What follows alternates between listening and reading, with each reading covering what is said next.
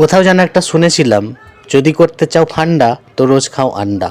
ফান্ডা মানে তুমি যদি হতে চাও আকর্ষণীয়, শক্তিশালী, হাট্টাকট্টা, তো খাও আন্ডা। তো সে যাই হোক বন্ধু, রোজ অবশ্য আন্ডা খেতে বলবো না, কারণ কোনো জিনিসই রোজ খাওয়া ভালো নয়। তবে আন্ডা এমনই একটা জিনিস, সপ্তাহে 3-4 দিন তো খাওয়া যেতেই পারে। আর বাঙালির রান্না বিপর্যয়ের মানে রান্নাঘরে যে বিপর্যয়, তার একমাত্র সলিউশন কিন্তু আন্ডা।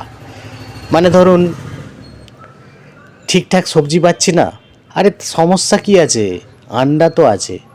আরে ধুর, আজ চিকেন কেনার পয়সা নেই, কি করব? আরে সমস্যা কি, আন্ডা তো আছে, ওটা করো। তারপরে ধর আমার হাতে বেশি টাইম নেই, কি রান্না করব ঝটপট বলো। আরে এটা কোনো সমস্যা? ফ্রিজে আন্ডা তো আছে, ওটা করো। তারপরে ধরুন, এই জানো তো, তোমার মেয়ে ঠিকঠাক করে মাছই খেতে চায় না, কি করে যে ওর প্রোটিন সমস্যার সমাধান হবে, কি করে ও শক্তি পাবে, বল পাবে, একটু বলো।